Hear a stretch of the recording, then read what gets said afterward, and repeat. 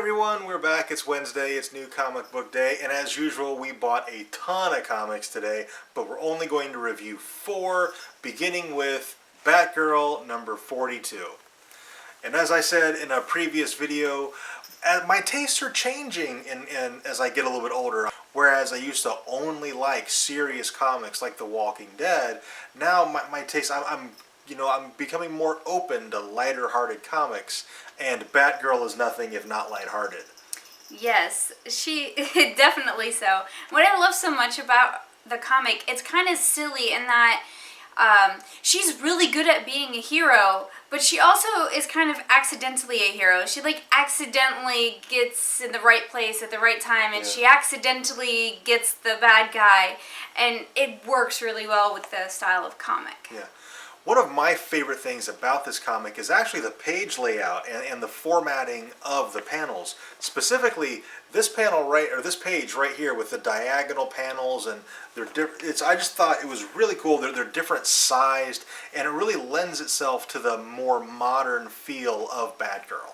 Okay, moving on to Batgirl Annual number 3, and this was a little more serious tone for Batgirl, but not definitely too serious. Like she meets another wannabe superhero named Spoiler, and I think I like Spoiler. I've never heard of Spoiler. Spoiler is in Catwoman. Yeah. Yes, Catwoman number 42. I think. Which you're reading, but I'm not reading. You need to read it. Spoiler's awesome.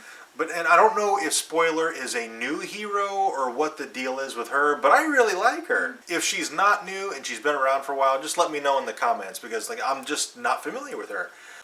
And the way they told the story in the Batgirl Annual is really interesting, because it's one story, but it has like 3 sections. And in the beginning, she's trying to infiltrate this compound, and she meets up with someone else who's working with Dick Grayson, and Grayson, she thinks Grayson's dead, so he's got to stay hidden so he doesn't fuck with her head and stuff. And so just that whole scenario was really cool. And then she meets Spoiler, and then she meets 2 little girls who go to Gotham Academy with Damian Wayne, with Damian Wayne, not the comedian. Yeah. But I really liked the annual just because it was Batgirl, but a little different than the actual main Batgirl comic.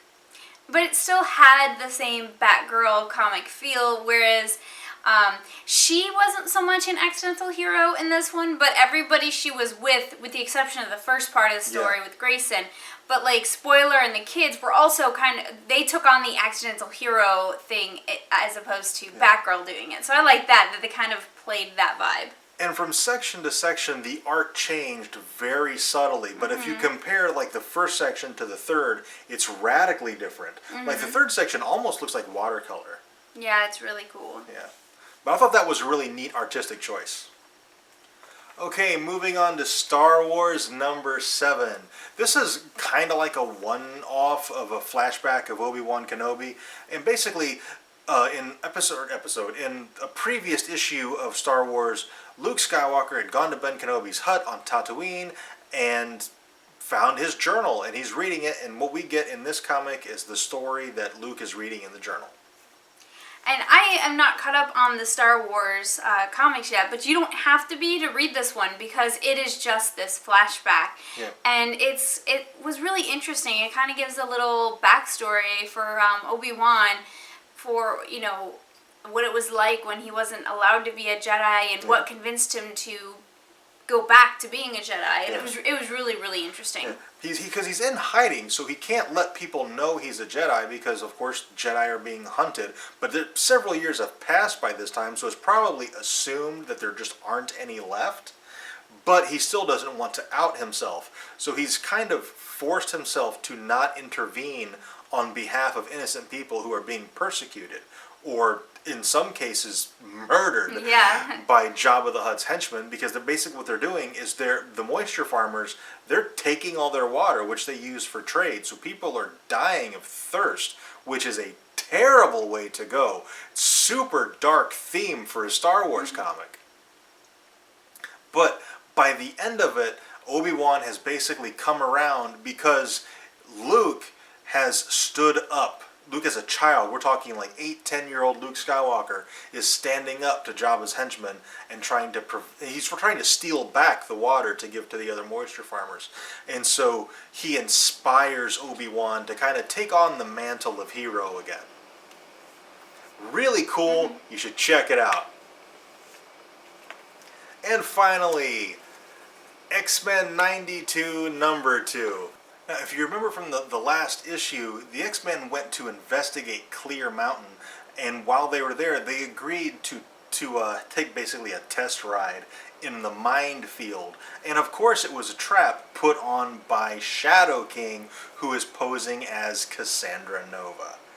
Yes, and it's interesting to see who fails and who passes the test. And obviously the people who pass the test are the ones that Nova has successfully brainwashed into becoming part of the community.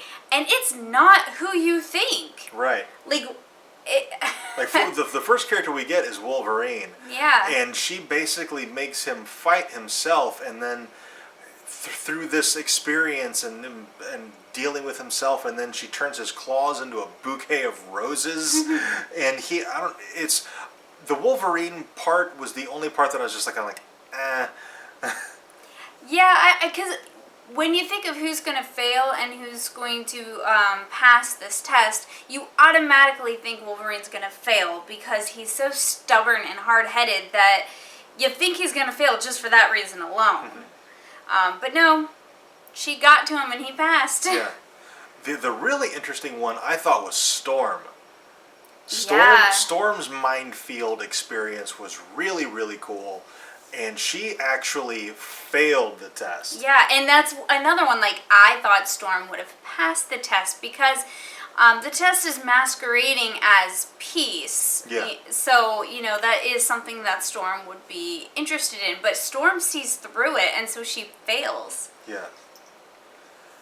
Other people who pass the test, well, Gambit and Rogue pass the test because Nova tricks them into thinking that one day they can actually get married. Yeah, that they can have a family and stuff like that. So they were actually predictable. Yeah, of course they're going to pass the test. It doesn't take much to fool them. Yeah. Gambit and Rogue aren't exactly known for their intelligence or their willpower.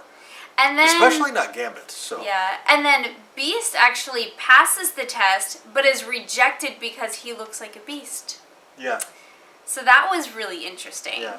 She says, you're a good person, you're everything we're looking for, but we can't take a beast. Yeah. So, Jubilee's story is actually really cool too. Yeah.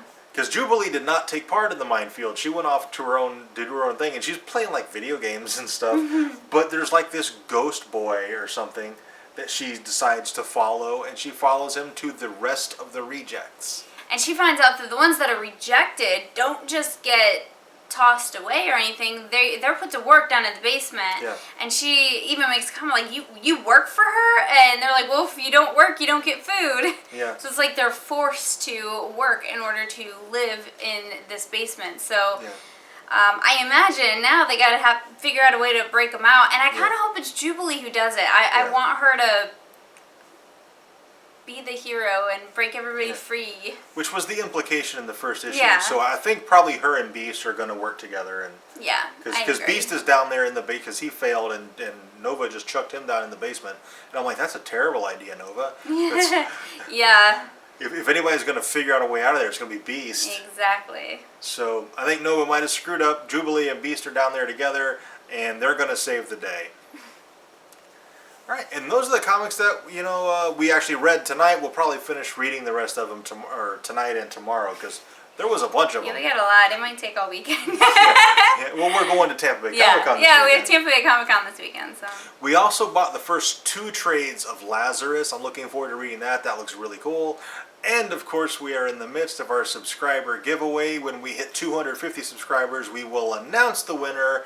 You become eligible to win by doing this. All you have to do is subscribe to our channel and share one of our videos, any one of our videos, share this one.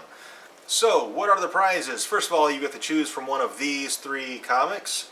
You can choose the Walking Dead variant number 1 from Nashville Comic-Con, or the Walking Dead number 1 variant from Chicago Comic-Con, or the black and white version of that comic. Also, you will get this autographed picture of Boba Fett himself, Jeremy Bulloch, which we picked up at Fanboy Expo. Alright, so be sure to like, comment, subscribe, share this video to become eligible for the contest. Thank you very much for watching. We'll see you next time.